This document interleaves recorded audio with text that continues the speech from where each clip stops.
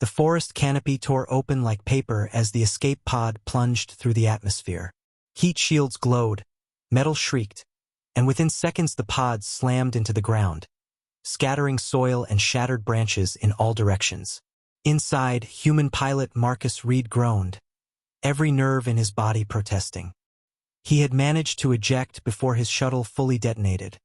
But survival was a generous term. His left arm dangled uselessly, the bone clearly broken. His ribs stabbed with every breath, and one leg screamed in protest when he tried to move. "Great!" he muttered through clenched teeth.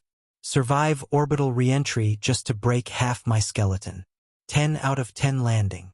He kicked the hatch open, dragging himself into the clearing. Smoke rose from the cratered ground, painting the sunset in streaks of orange and ash. Somewhere in the distance, he could hear faint rustles, too steady to be just wind. He wasn't alone. From the treeline emerged a figure. Slender, silver-skinned, with hair that shimmered faintly like starlight caught in water. Her eyes were luminous violet, and her attire was an ornate blend of armor and flowing cloth, clearly not human military. She carried a staff tipped with glowing crystal, which she leveled in his direction. Marcus blinked up at her. "Let me guess. You're not the welcome party with snacks and medical care?" The alien girl tilted her head, expression unreadable. Her gaze swept over him, lingering on his twisted arm and battered body. She said something in her own language, melodic but sharp, and gestured as though telling him to stay put. Marcus gritted his teeth. Pain flared as he reached for his shoulder. "Yeah, that's not gonna happen. Gotta fix this before it kills me." What he did next shattered the alien's composure. With grim determination, Marcus grabbed his broken arm and yanked, forcing the bone back into alignment with an audible crack. His vision swam, black dots dancing in the corners, but he refused to pass out. He bound the limb crudely with strips torn from his flight suit, breathing hard but steady. The alien girl's luminous eyes widened in horror. She staggered back a step, her silver skin paling slightly. Watching a human reset his own bones without hesitation was apparently not in her cultural wheelhouse. She muttered something that sounded like disbelief, then swayed. "Wait, are you?" Marcus began, but before he could finish, she collapsed onto the grass with a soft thud, completely fainted. Marcus stared at her, still clutching his improvised sling. "Oh, come on. I'm the one with half my bones shattered, and you're the one passing out? That's just unfair." For a moment, the clearing was silent save for his ragged breathing. He glanced at her unconscious form, then up at the alien night sky beginning to show through the smoke. Broken, stranded, and now babysitting a fainted alien girl. This was not how he'd imagined his day ending. But as he sat there, pain radiating through every nerve, Marcus realized one thing. This strange meeting was only the beginning. The alien girl stirred after several minutes, her violet eyes fluttering open. She blinked rapidly, disoriented, then sat up with a jolt, staff raised defensively. Took her a moment to remember where she was. Her gaze landed on Marcus, bloodied, arm crudely bound, ribs heaving with effort, and her expression shifted from alarm to wary confusion. Marcus lifted his good hand slowly. "Relax. Not gonna hurt you. I'm too busy trying not to pass out." She tilted her head, studying his makeshift bandage. Her lips parted in disbelief, and she muttered in her melodic tongue. Though he couldn't understand the words, the meaning was clear. "How are you still alive?" "Stubbornness," Marcus replied, leaning back against a tree. "It's the one thing humans excel at. That and bad decisions." She frowned, clearly not comprehending, but the edge of her posture softened. Cautiously, she reached into a satchel at her waist and pulled out a vial filled with luminous liquid. Holding it out, she gestured for him to drink. Marcus eyed it suspiciously. "No offense, but last time I trusted glowing alien juice, I woke up missing eyebrows." Her brows knit in irritation. With an exasperated sigh, she tipped a drop onto her own lips to demonstrate. Nothing happened. She looked back at him expectantly. All right, Marcus accepted the vial and swallowed a mouthful. The taste was sharp, metallic, but almost instantly his breathing eased and the fire in his ribs dulled. Okay, not poison. Guess I owe you thanks. The girl tapped her chest. Liara, she said firmly. Marcus blinked. Liara? That your name? She nodded once, then pointed at him expectantly. Oh, right. He cleared his throat. Marcus. Marcus Reed. Her lips moved, repeating it awkwardly. Marcuse. She frowned as though the syllables were unwieldy, then gave a tiny shrug. Mark. Marcus chuckled despite the pain. Close enough. They sat in uneasy silence for a while.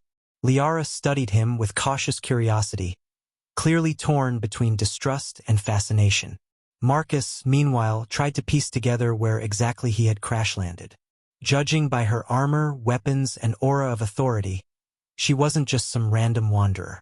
Finally, Liara broke the silence, speaking slowly, as if testing each word. You break. You fix. She gestured at his arm. Why? Marcus raised an eyebrow. Why? Because I need it. Bones don't heal right if you leave them all scrambled. Didn't they teach you first aid in alien school? Her expression remained baffled. Humans? Endure pain? Marcus gave a lopsided grin. Lady, pain and I are old drinking buddies. Liara frowned, clearly struggling to reconcile what she'd witnessed. In her world, wounds like his were treated instantly with advanced medtech. The idea of someone manually forcing bones back into place, enduring agony without hesitation, was utterly foreign to her. And yet, as the forest echoed with distant howls that didn't sound friendly, Liara realized this strange, reckless human might be her only ally. The forest grew darker as night spread across the alien sky. Shadows stretched long and heavy, and the air filled with unsettling noises, rustles, low growls, and the distant calls of creatures Marcus couldn't identify. Every instinct told him this was no place to be injured and exposed. Liara stood, staff in hand, eyes scanning the treeline. She muttered something sharp under her breath. Even without translation, Marcus caught the meaning. Danger was closing in. Well, that's just fantastic, he muttered, trying to stand. Pain flared up his side, but he pushed through, leaning heavily on a broken branch he grabbed as a makeshift cane. Guess the local wildlife heard the dinner bell. Liara glanced at him, clearly doubtful. She spoke a word, short and clipped, then gestured for him to stay put. Not a chance, Marcus said, shaking his head. If something jumps out, I'd rather be moving than sitting pretty. Besides, I'm a terrible patient. Ask anyone. Before Liara could argue, the underbrush exploded. A beast lunged from the shadows, a hulking, four-legged predator with jaws lined in jagged teeth. Its hide shimmered faintly, almost camouflaged against the foliage. Liara reacted instantly. Her staff flared with light as she swung it in a wide arc, striking the beast across the muzzle. It roared, stumbling back. Another emerged from the opposite side, snarling, eyes fixed on Marcus. Oh, great, he muttered. Of course there's more than one. Adrenaline surged through him.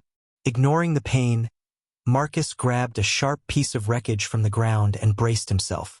As the second beast lunged, he sidestepped clumsily, driving the jagged metal into its side. It shrieked, thrashing wildly before collapsing in a heap. Liara dispatched the first with another precise strike, her staff humming as energy pulsed through it. The forest went still again, broken only by Marcus's ragged breathing. He leaned on his makeshift cane, shaking his head. 2 broken ribs, 1 busted arm, and I'm still killing alien wolves with scrap metal. My therapist would have a field day with this. Liara turned to him, violet eyes wide with something between astonishment and respect. She studied the bloodied shard in his hand, then his battered form. Slowly, she lowered her staff and gave a slight nod. Marcus raised an eyebrow. Was that approval? She hesitated, then said carefully, strong for broken. Despite himself, Marcus chuckled. I'll take it. strong for broken reed. Has a nice ring to it. The moment of levity didn't last. More howls echoed in the distance, closer this time. Liara looked at him, then toward a ridge where faint lights flickered. She gestured urgently, signaling they needed to move. Marcus groaned, but tightened his grip on the cane. Fine. Lead the way, glowstick. Just don't expect me to sprint. And so, limping and exhausted, the battered human and the faint-prone alien girl pressed deeper into the forest together. For the first time, Marcus realized their survival didn't depend on him alone, or her alone, but on both of them learning to trust each other. The trek through the forest was brutal. Every step jarred Marcus's ribs, sending spikes of pain through his chest. His leg ached with each uneven patch of ground, and his bound arm throbbed like a drumbeat. But he kept moving, refusing to slow down. Liara walked ahead, staff glowing faintly to light the path, her ears flicking at every sound from the shadows. At one point, she glanced back at him, violet eyes narrowing. "You fall soon," she said in halting words. Marcus grinned weakly. "Not a chance.